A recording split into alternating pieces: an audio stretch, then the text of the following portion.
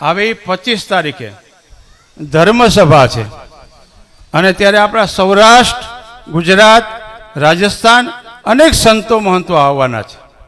તો આ ઉજળી પરંપરા માટે આપણે મહંત તરીકેની ચાદર વિધિ તેથી રાખવાની છે અને આ મહંતની ચાદર વિધિ માટે મયારામ બાપુને આપણે ચાદર વિધિ કરવામાં આવશે.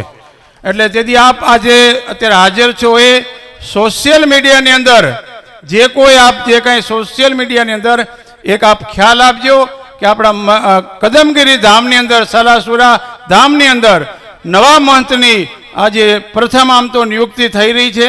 અત્યાર સુધી તો વડવાડા મંદિર દુધરેજ સંચાલિત કલ્યાણદાસ બાપુ, જગતગુરુ કણીરામ બાપુ આવી રીતે ચલાવતા જ આવ્યા છીએ, પણ હવે આપણે એક નવા મહંતની સ્થાપના કરવા જઈ રહ્યા છીએ અને એ દિવસે નાત વિહોતરને મારી વિનંતી છે કે આપ હાજરી આપજો અને ધર્મસભાની અંદર અનેક સંતો મહંતો એ ચાદર વિધિ કરશે અને આ કાર્ય કેમ રૂડું થાય અને એક સમાજની અંદર એક સારો ભાવ જાય એવી જ મારી આપ સૌને વિનંતી છે. આ અવસરે અમને બે શબ્દો બોલવાનો અવસર પ્રાપ્ત થયો છે.